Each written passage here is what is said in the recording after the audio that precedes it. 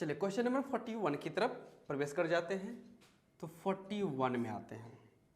41 में कहा गया है she said I have finished my homework. She said I have finished my homework. She said I have finished my homework. अब इस प्रकार के क्वेश्चन में जो बदलाव आ रहे हैं उसको ध्यान से समझते हैं। यहाँ हैव है तो हैड में बदल जाना चाहिए। हैव को किस में बदलना है? हैड में बदलना है। देखते हैं हैव किस ऑप्शन में है। फर्स्ट में हैव है, सेकेंड में हैव है, थर्ड में हैड है मतलब सी, और डी में भी किसका यूज़ है? ए और बी पहले काट दो। अब क्या आना चाहिए? सी। अब इसकी यदि बात करें, ध्यान रखिएगा, तो सी और डी में से क्या हो? यहाँ पर सेड है तो यहाँ पर सेड ही होना चाहिए। इसके साथ किसी और हेल्पिंग वर्ब के आने की जरूरत नहीं है। यहाँ पर गौर से समझेंगे तो डी में यहाँ पर एक सेड से पहले वुड के को लगा दिया गया, जिसका कोई सेंस बनता नहीं है। डी भी कट गया, यानी कि आंसर नंबर सी 41। 42 में कहा गया, ध्यान रखिएगा, 42 में the farmer said to me I can help you. The farmer said to me, the farmer said to me, I can help you। अब जरा सोच के बताइए कि इसका क्या आंसर हो सकता है। सोचिए 42 का कौन सा आंसर क्लिक करना पसंद कीजिएगा? जल्दी से सोचिए, क्योंकि मैं आ गया तो मैं एलिमिनेट करके आंसर क्लिक कर जाऊंगा। तो मेरे आने से पहले आप लोग आंसर को एलिमिनेट करें तो मुझे ज़्यादा खुशी मिलेगी। I will be pleased before you. Yes, it is truth, no one can deny it. Whenever you will click the right choice, a teacher always will be happy. Okay, चलिए अब आते हैं। अब इसकी यदि बात करें, ध्यान रखिएगा, 42 का ए बी सी और डी में। अब यहाँ कहा गया आई कैन हेल्प यू। अब यहाँ यदि कैन है तो इसको बदलना पड़ेगा किस में? कुड में। चलो देख लेते हैं कहाँ पर है। ए में कैन है, ये आंसर गयो। बी और सी में कुड का यूज़ किया गया है। बी और सी में कुड का यूज़ है। अब कुछ और देख लेते हैं। यहाँ कंजंक्शन के तौर पे हमें क्या दिखना चाहिए? डैट। क्या डैट है? तो बी में डैट है, ओके, और सी में नहीं है। सी में टू का यूज़ किया गया, तो इसका कोई सेंस बचता नहीं है। डी में यूज़ किया गया है नन ऑफ दिस। अब इसमें एक बार चेक कर लिया जाए कि बी नंबर गलती है कि सही है, क्योंकि नन ऑफ दिस का है। तो the farmer told me that he could help me, यानी कि इसमें कोई गलती नहीं है। आपका बी नंबर आंसर बिल्कुल क्या हो जाएगा? सही। तो 42 का कौन सा आंसर हो जाएगा? तो 42 का बी। क्वेश्चन नंबर आते हैं 43 की तरफ।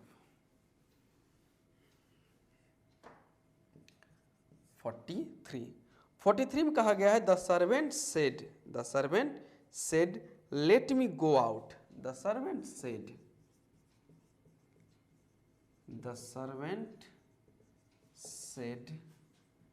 Let me go out.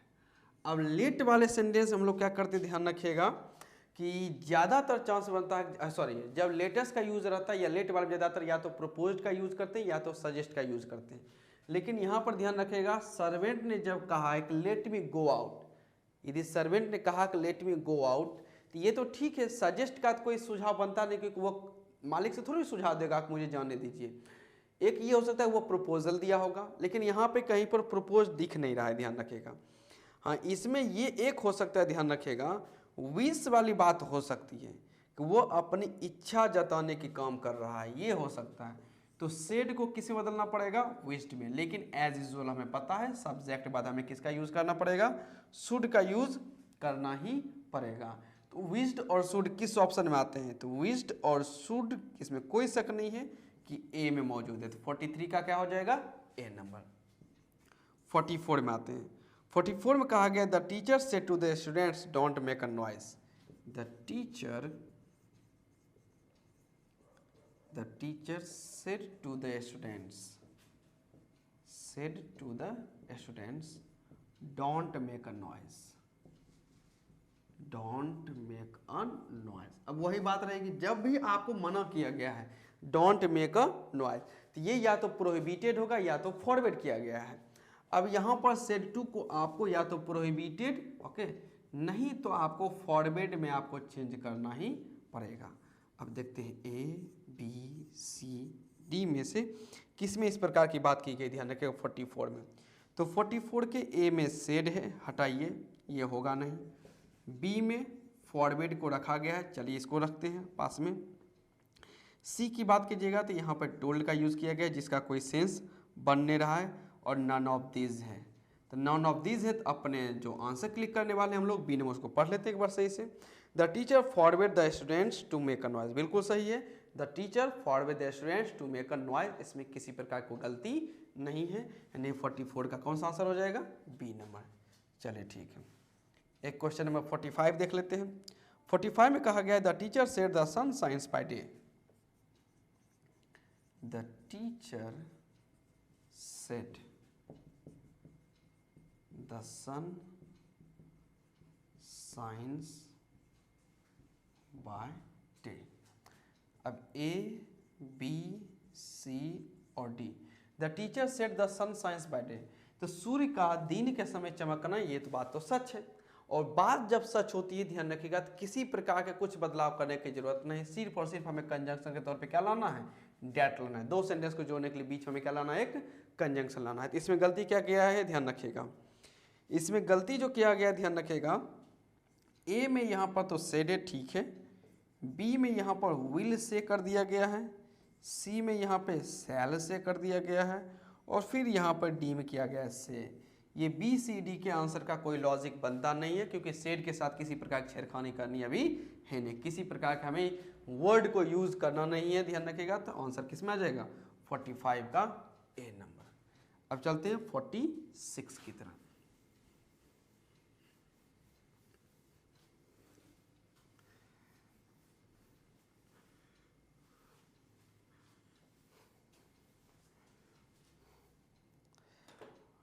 चलिए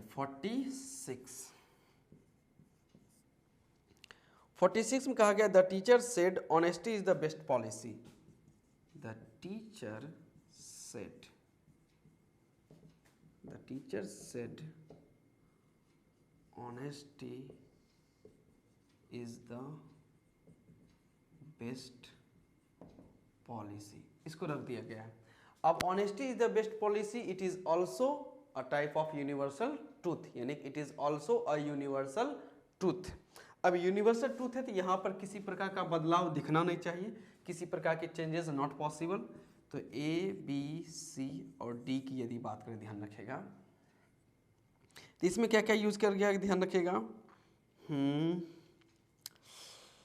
चलिए ए और सी, चलिए ठीक है देख लेते हैं। The teacher said that honesty said that honesty is the best policy। B C में यदि देखिएगा तो सी में एक एक्सक्लेम्ड का यूज़ किया गया, ये एक्सक्लेम्ड कोई बड़ी बात है नहीं, इसका यूज़ नहीं हो सकता है।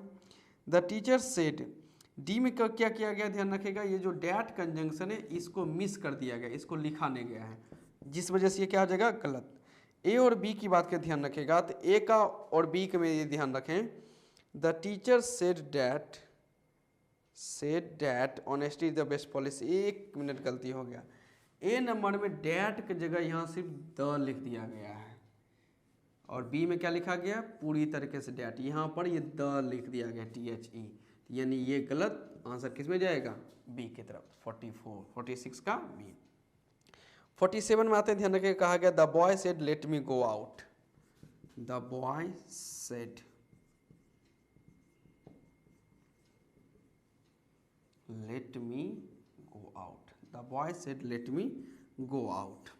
अब लड़के ने कहा है कि मुझे जाने दिया जाए, तो लड़के ने क्या होगा ध्यान रखिए, वही बात होगा कि या तो प्रपोजल होगा, नहीं तो फिर क्या होगा, अपना सजेस्ट किया गया, लेकिन यहाँ पे वैसी कोई बात है नहीं। तो यदि ध्यान रखिएगा कि ना प्रपोजल हो कह सकते हैं, और ना सजेस्ट हो, ध्यान रखिएगा। और यदि ऐसी बात हो तो इसकी जगह पे एक और आ सकता है कि सामने वाले ने अपनी इच्छा जताई है। अब प्रपोजल सजेस्ट करने का मतलब क्या है कि मेरी इच्छा ये है, तो विश वर्ड का भी यूज हो सकता है। तो यहाँ पर यदि सेड है तो यहाँ पे मुझे क्या दिखना चाहिए, विश्ड दिखना चाहिए, और यहाँ पर आगे जाके हमें क्या दिखना चाहिए, सब्जेक्ट के बाद क्या दिखना चाहिए, तो शुड दिखना चाहिए। तो विश्ड और शुड का कॉम्बिनेशन मिला लेते हैं 47 नंबर में। तो 47 के यदि तो सी में आपको विश्ड और शुड का कॉम्बिनेशन मिल जाता है, कोई दिक्कत नहीं है, यानी कि 47 का किस में, सी की तरफ हम लोग आंसर जाएंगे। अब आते हैं क्वेश्चन नंबर 48 में। 48 में कहा गया है the teacher said to me what do you want. The teacher said to me what do you want. अब यहाँ से ऑप्शन में आए ए बी सी और डी में, यहाँ वांट है तो वांट को चेंज करना पड़ेगा आपको किस में, वांटेड में। तो चलिए देखते हो वांटेड कहाँ कहाँ पर है। 48 की यदि बात करें, ध्यान रखिएगा, तो ए में वांटेड है, बी वांट, सी वांट और डी में वांट। तो ये बी और सी तो कट गया। अब रही बात ए और डी की, तो ए और डी में देखें, यदि वांटेड वाला सेक्शन में हम लोग देखें तो यहाँ पर कंजंक्शन के तौर पे मैंने पहले कहा था कि WH क्वेश्चन में WH वर्ड जो होते हैं वो इटसेल्फ अपने आप को कंजंक्शन के तौर पर कंजंक्शन को कंसीडर करके निकल जाते हैं। एक्स्ट्रा हमें किसी प्रकार के कंजंक्शन को लगाने की जरूरत होती नहीं है।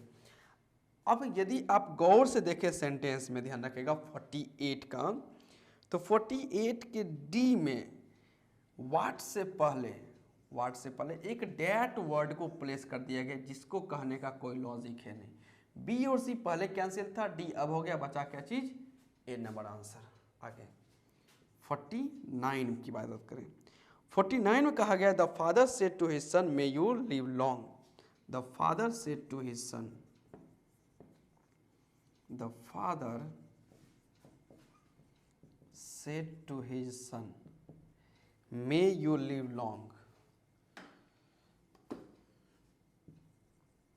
मे यू लिव लॉन्ग।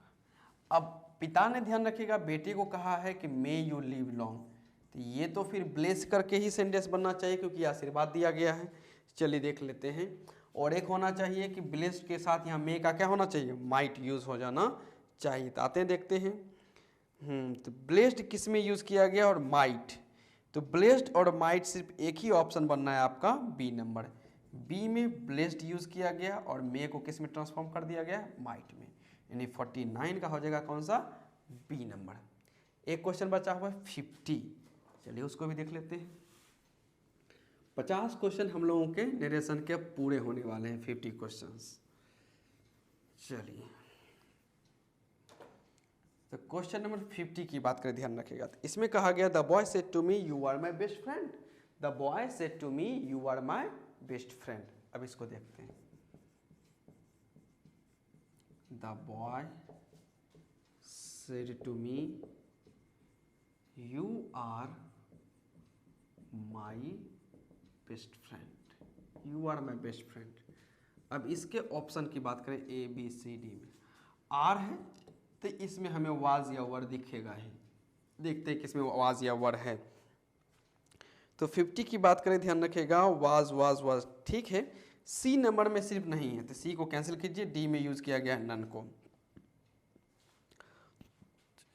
अब इसमें देख लेते हैं 50 के यदि बी में देखें तो इसमें एक्सक्लेम्ड वर्ड का यूज किया गया और यहाँ एक्सक्लामेटरी सेंटेंस है नहीं, यानी ये भी कैंसिल।